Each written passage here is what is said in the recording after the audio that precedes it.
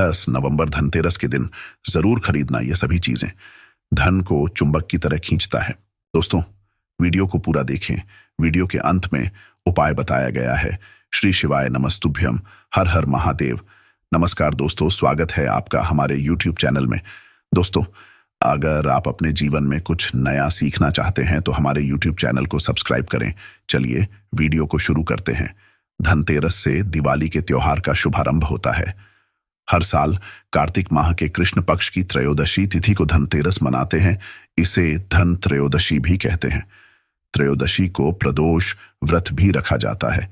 धनतेरस के दिन लोग सोना, चांदी, आभूषण, मकान, वाहन आदि की खरीदारी करते हैं। धनतेरस पर माता लक्ष्मी और धन के अधिपति कुबेर की पूजा की जाती है ताकि वर्ष भर धन का संकट न हो और आर्थिक स्थिति मजबूत हो।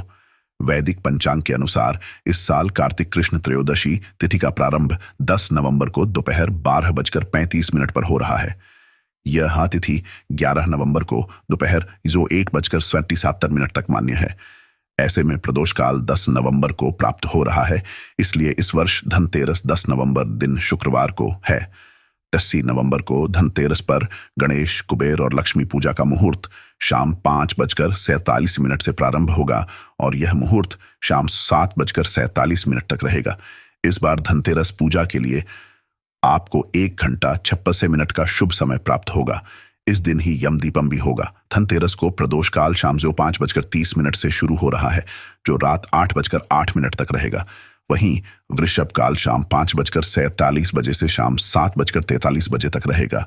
धार्मिक मान्यताओं के अनुसार धनतेरस के दिन सोना, पीतल के बर्तन आदि की खरीदारी करने से माता लक्ष्मी का आशीर्वाद प्राप्त होता है। धनतेरस को देवताओं के वैद्य धन्वंतरी की उत्पत्ति हुई थी, इसलिए उस दिन धन्वंतरी जयंती भी मनाई जाती है। उनके आशीर्वाद से आरोग्य का वरदान मिलता है। धनतेरस के दिन चांदी खरीदने की भी प्रथा है, जिसके संभव न हो पाने पर लोग चांदी के बने बर्तन खरीदते हैं।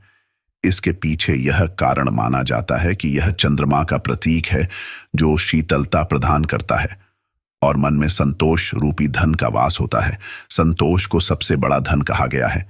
जिसके पास संतोष है वह स्वस्थ है, सुखी है और वही सबसे धनवान है। भगवान धन्वंतरी, जो चिकित्सा के देवता भी हैं, उनसे स्वास्थ्य और सेहत की कामना के लिए संतोष रूपी धन से बड़ा कोई धन नहीं है। लोग इस दिन ही दीपावली की रात लक्ष्मी गणेश की पूजा हेतु मूर्ति भी खरीदते हैं। धनतेरस की शाम घर के बाहर मुख्य द्वार पर और आंगन में दीप जलाने की प्रथा भी है। इस प्रथा के पीछे एक लोक कथा है। कथा के अनुसार किसी समय में एक राजा थे जिनका नाम हेम था। दैव कृपा से उन्हें पुत्र रत्न की प्राप्ति हुई। ज्योतिषियों ने जब बालक की कुंडली बनाई तो पता चला कि बालक का विवाह जिस दिन होगा उसके ठीक 4 दिन के बाद वह मृत्यु को प्राप्त होगा। राजा इस बात को जानकर बहुत दुखी हुआ और राजकुमार को ऐसी जगह पर भेज दिया जहां किसी स्त्री की परछाई भी न पड़े। दैवयोग से एक दिन एक राजकुमारी उधर से गुजरी और दोनों एक दूसरे को देखकर मोहित हो गए और उन्होंने गंधर्व विवाह कर लिया।